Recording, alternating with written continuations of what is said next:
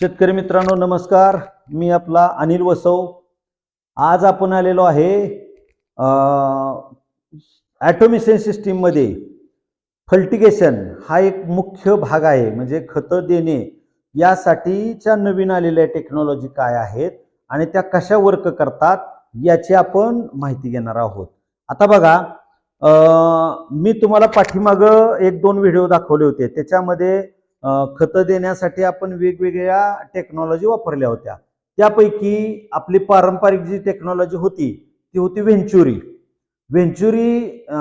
त्याचा काळ निघून गेला. त्यानंतर बॅटरी पंपानं आपण डोजिंग करायला सुरुवात केली. बॅटरी पंपानंतर हळूहळू आपले एसटीपी आले आणि एसटीपीच्या माध्यमातून आपण खतं डोजिंग करायला सुरुवात केली. एसटीपीचा सुद्धा काळ निघून गेला. हळूहळू बॅटरीचे पंप आले, छोटेसे बॅटरीचे पंप आले, सिंगल बॅटरीचे आले, त्यानंतर 2 बॅटरीचे आले. आता त्याच्या पुढे जाऊन आता बघा, ही जी आपण बघत आहोत हा जो डोजिंग पंप आहे, हा डोजिंग पंप हा इम्पोर्टेड आहे आणि याची सिस्टीम किंवा ह्याची टेक्नॉलॉजी आहे ती अशी आहे की हा मिनिटाला 5 लिटर, एका मिनिटाला 5 लिटर खत आपल्या सिस्टीम मध्ये डोजिंग करतो. म्हणजे एका तासाला 6 पंचे 30, 300 लिटर एका तासाला खत आपल्या सिस्टीम मध्ये डोजिंग करतो. तो वर्क करत असताना याला जो पंप आहे, हा खाली दिलेला हा जो पंप आहे, हा पंप हृदयाचे जसे ठोके पडतात, आपल्या हृदयाचे जसे ठोके पडतात, त्याचं पंपिंग झाल्यानंतर रक्ताभिसरण ज्या पद्धतीनं चालतं, सेम त्या बेसवरच ह्या पंपाचं काम चालतं. हा पंप चालू केल्यानंतर या ठिकाणी हा जो डोजिंग पंप आहे छोटासा, तो वर्क करत असताना हृदयाप्रमाणे अशा पद्धतीनं पंप करत असतो. एका मिनिटाला त्यानं 5 लिटरपेक्षा जास्त खत ते पुढं सोडत नाही. मग आता बघा, ह्या ज्या 3 टाक्या तुम्हाला दिसत आहेत, ह्या 1 नंबरची, 2 नंबरची आणि 3 नंबरची टाकी आहे.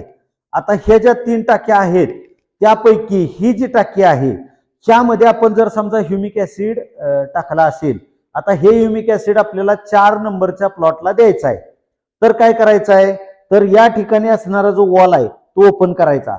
हे वस्त्रगाळ करून आपल्याला यामध्ये टाकायचं आहे खत.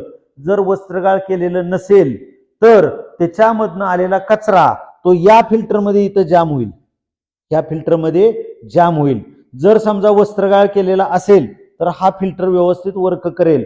हा फिल्टरनं वर्क केल्यानंतर हा आला सोलोनट वॉल.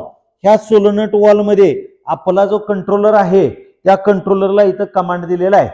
हे कमांड दिल्यानंतर हे कसं वर्क करतं, तर तुमचा जो असणारा प्रोग्राम आहे, समजा 4 नंबर प्लॉटला तुम्ही एका तासाचा पाण्यासाठीचा प्रोग्राम दिलेला आहे, इरिगेशनचा प्रोग्राम दिलाय, तर खत देत असताना शेवटची 10 मिनिटं किंवा 20 मिनिटं आपल्याला ह्याला प्रोग्राम द्यायचा आहे खताचा, आणि शेवटची 5 मिनिटं ते 5 मिनिटं हे मोकळं पाणी आपलं गेलं पाहिजे. कारण त्याचं कारण असं आहे की जे पाईपलाईन मध्ये साठलेलं जे खत आहे ते आपल्या लॅटरल मधून पूर्णपणे फ्लश आउट झालं पाहिजे. ते जर फ्लश आउट नाही झालं तर आपलं जे असणारं ड्रीप सिस्टीम आहे ते पूर्णपणे लवकर चोकअप होईल. म्हणून काय करायचं आहे, जो प्रोग्राम दिलेला आहे तो प्रोग्राम समजा आपला ऑन झाला, रन झाला की या ठिकाणी जो सोलोनट वॉल आहे या सोलोनट वॉलला करंट सप्लाय होईल.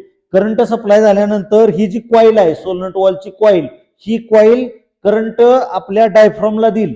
डायफ्रॉमला दिल्यानंतर हा डायफ्रॉम ओपन होईल. ओपन झाल्यानंतर आपल्या टाकीतलं असणारं खत हे आपलं डोजिंग पंपाद्वारे आपल्या सिस्टीमला जाईल. आता ह्याच्यामध्ये अजून एक सिस्टीम आहे की याला आपण मीटर बसवू शकतो. ह्याला खतं देण्याकरता जसं आपण गावामध्ये वॉटर सप्लाय किंवा शहरामध्ये मुंबईला पुण्याला वॉटर सप्लाय योजनेला जे मीटर बसवलेले असतात की तुम्हाला किती लिटर पाणी दिलं ते मीटर या ठिकाणी आपल्याला बसवता येतात. तो आपल्या कंट्रोलरला सिस्टीम आहे की ह्या टाकीतलं 100च लिटर खत आपल्याला सोडायचं आहे.